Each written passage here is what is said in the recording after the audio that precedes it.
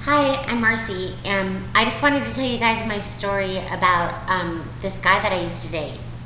And this guy was absolutely and completely nuts, out of his God-forsaken mind. Anyway, we met in Las Vegas, and at the time I was a dancer, and I was just about to catch a plane because I was going to go back to California. And I was thinking that I was going to stay in Vegas when I went to Vegas, but then I ended up changing my mind, and I decided that I was going to go back to California, over in Santa Cruz, California, where I'm from. But my plans ended up changing because I missed my plane on accident, and then Shane came walking up to me and was, real talkative, outgoing, fun-loving, wanted to know, hey, what's up, what are you doing, blah, blah, blah. I was kind of depressed because I just missed my plane. And I was just like, oh man, I just lost my plane. And he said, well, hang out with me. Let's go do something, whatever, whatever. And so I was like, whatever, I guess. I might as well. So I went and hung out with him, I just thought of him as, I didn't think of him as being like good looking or anything. I just figured, I was bored, someone to hang out with, new person to meet, whatever. So we went to the mall, went shopping, went gambling at the casinos also, and had a lot of fun hanging out, chit-chatting, shooting the breeze, whatever. And he seemed to be really intelligent, which, as a matter of fact, he really was really intelligent. But he was also a really good con artist, and he was working with the real estate department with loan businesses and stuff like that, and doing all these deals with the real estate department, and he talked a good talk and all this. I was really young when I met him, so I didn't know what was real and what wasn't real, like if he was telling the truth about stuff. But at that point I really didn't care whether he was telling the truth or not. I wasn't like looking to have a boyfriend or anything like that. It was just someone I was hanging out with. But anyways, so then we spent some time together just hanging out, and we ended up getting closer and closer as friends, nothing more than that.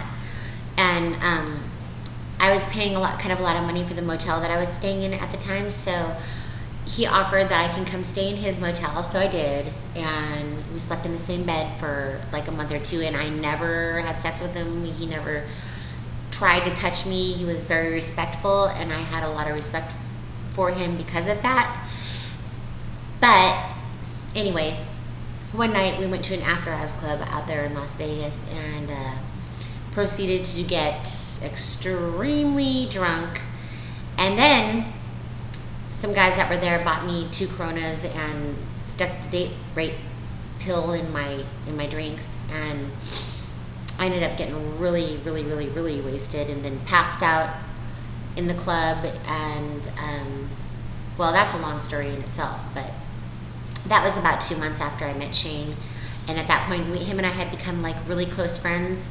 And I mean, as close as you can get as friends within 2 months of hanging out and talking and getting to know each other. Like I said, still never slept together in a sexual way or anything like that. And so that night I ended up blacking out, of course, because I drank way too much alcohol, and then those guys stuck the date rape pill in my drink, and I ended up getting carried out of that club that night and like completely blacked out, and don't know what happened, except for that I did find out that that's the night that Shane and I ended up getting together and sleeping together. Not just sleeping, but having sex. So the next day when I woke up, oh gosh, that was the worst hangover I probably ever had in my entire life. It was terrible. But as time went on, we just like spent so much time together. We just ended up being so close. It turned into well, I guess you could call it a relationship at that point. And so that carried on for a long time, or for a while, and I got pregnant with my first son, Nicholas, and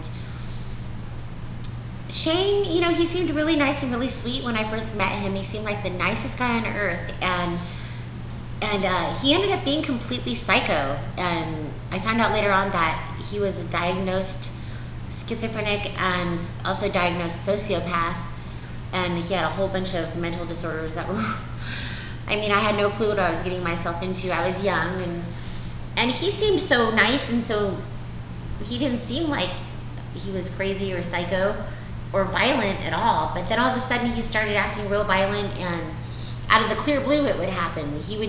I would be sitting there watching TV, just minding my own business, and then all of a sudden, out of the clear blue, he would just like snap for no apparent reason, just go nuts, go psycho, start calling me a bitch and every nasty name he could possibly, you know, come up with. And I mean, the first time it happened, I was completely shocked. I was like, who does that? I mean, just for no reason even. I mean, it's not, I mean, I couldn't figure out what he was doing, what his trip was. So, you know, I was shocked the first time it happened, and I was like, what is your problem? You know, I was asking him, what are you doing? Why are you snapping? But he would just go really nutso, and there was no reasoning with him, and he would just like start going violent and grabbing me and throwing me around the room and smacking me around, and I mean, beating me up really bad. I'd have bruises all over my body. He like socked me in the face, and then he'd hold me in the house for like a week or something, make sure my black eyes would go down, the swelling and stuff, so that I wouldn't go out in public and so that people would see it, or that I wouldn't call the cops. He would rip all the phones out of the wall to make sure that I couldn't call the cops or anything like that. So I'd have to sit there in the house and heal for a while until he decided that he would let me out in public. And so this carried on for a while. You know, I kept thinking things would get that they might get better, and they never got better. They only got worse and worse. Of course, that's how it always usually ends up working. And I did learn some lessons from it. He was a really good con artist, and he was conning quite a few people. He was dealing with a lot of big time, like, hustlers in Las Vegas, but these guys were really rich, and Shane was like one of the best talkers that you'd ever probably meet. I mean, he could talk anybody, almost anybody, into almost anything. He was very good at that. And so, you know, it would be easy for him to talk a young girl into almost anything. And I ended up getting trapped with him for about, I think, 5 or 6 years, and he kept moving us around from California, back and forth from California to Las Vegas, and making sure that I couldn't really make any new friends or anything, because there was no way to make new friends because I kept moving around so much. And I was just miserable, and he made sure I never had any money. Every time he had money, he wouldn't even give me $1 for any reason at all. And when the babies were little, my 2 boys, he would leave us in an apartment in Las Vegas. He'd leave us there with no diapers or money, and go run off to California to do whatever he wanted for like two weeks straight.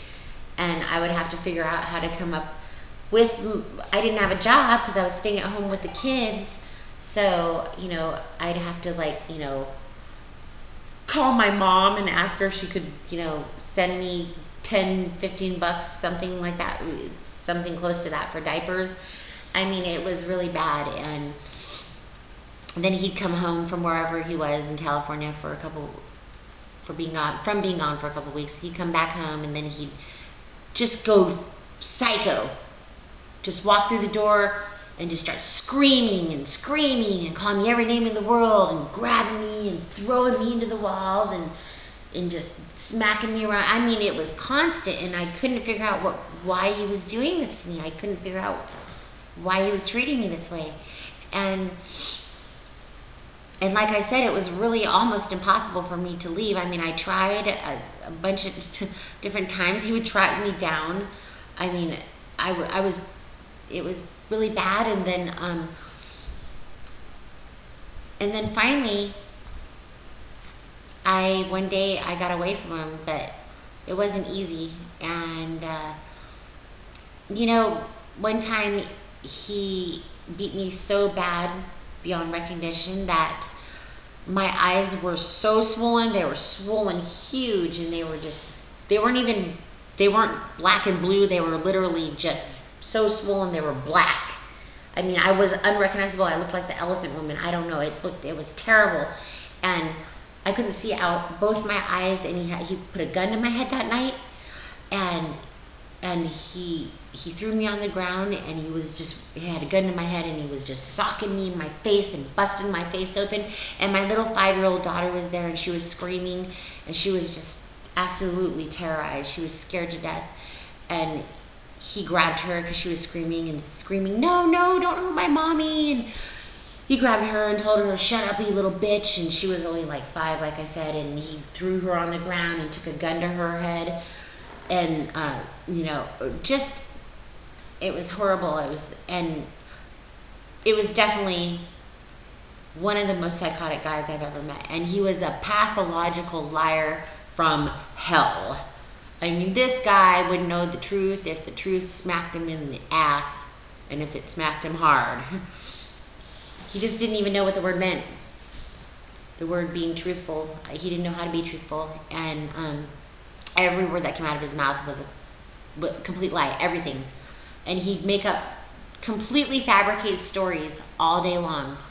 I mean, he would come up with this big, huge, extravagant story of all the stuff that happened to him, and how he was a mafioso in the mafia, and how they were after him because he owed them money. And I mean, but he would go on for literally 2 hours straight telling you these stories, and they were like in detailed, completely fabricated but detailed fabrications. I mean, the stories were insane, the stuff he'd come up with. He had a really good, vivid imagination. His imagination was better than anybody I've ever met. I'll tell you that one. I've never met anybody with that good of imagination. But anyway, to make a long story short, while I was pregnant, he also beat me. And I went to the battered women's shelter. I eventually did get away from him, and I learned a lot from it. I learned a lot about. I think the most thing that I learned from it is